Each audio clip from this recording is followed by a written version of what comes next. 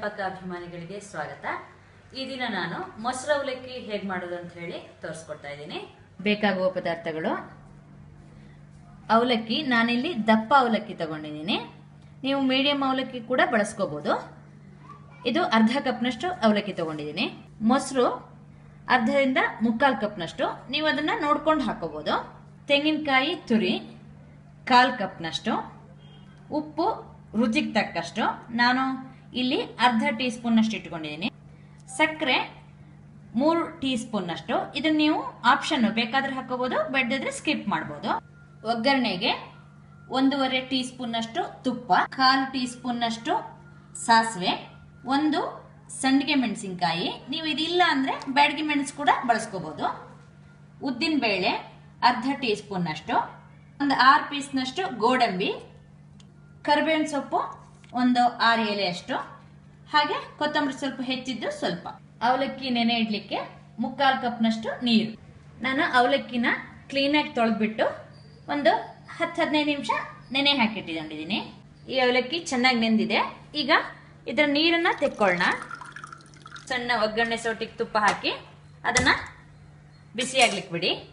ತುಪ್ಪ ಬಿಸಿ ಆದ್ಮೇಲೆ ಸಾಸಿವೆ ಹಾಕಿ, ಸಾಸಿವೆ ಪಟ ಆದ್ಮೇಲೆ ಉದ್ದಿನ ಬೇಳೆ ಹಾಕಿ, ಹಾಗೆ ಗೋಡಂಬಿ ಹಾಕಿ.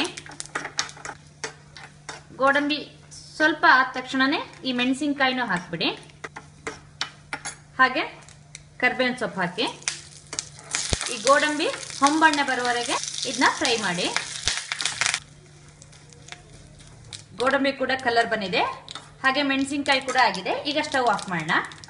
ಈ ಅವಲಕ್ಕಿನ ನೀರು ತೆಕ್ಕೊಂಡು ಇಟ್ಕೊಂಡಿರ್ತಿಲ್ಲ, ಅದಕ್ಕೆ ಉಪ್ಪು ಹಾಕೊಳ್ಳಿ.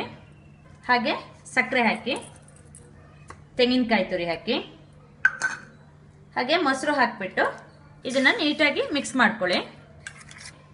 ಮಿಕ್ಸ್ ಆದ್ಮೇಲೆ ಈ ಒಗ್ಗರಣೆನ ಹಾಕೋಣ. ಒಗ್ಗರಣೆ ಬಿಸಿ ಇದ್ದಂತೆ ಹಾಕಿ ಒಂದ್ಸಲ ಮಿಕ್ಸ್ ಮಾಡ್ಕೊಬಿಡಿ. ಮೇಲ್ಗಡೆ ಈ ಕೊತ್ತಂಬರಿ ಸೊಪ್ಪನ್ನ ಉದುರಿಸ್ಬಿಡಿ.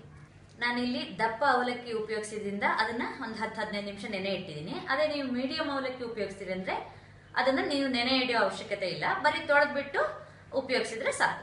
ಒಂದು 5-10 ನಿಮಿಷ ಮೊಸರಲ್ಲಿ ಅದ್ನೆ ಅಂದ್ರೆ ತೊಂದರೆ ಇಲ್ಲ, ಅದಕ್ಕಿಂತ ಜಾಸ್ತಿ ಆದ್ರೆ ಗಟ್ಟಿ ಆಗ್ಬಿಡುತ್ತೆ. ನೀವು ಅವಲಕ್ಕಿನ ಯಾವಾಗ ತಿಂತೀರೋ ಅವಾಗ್ಲೇ ನೀವು ಅದಕ್ಕೆ ಮೊಸರು ಹಾಕೊಳ್ಳೋದು ಒಳ್ಳೇದು.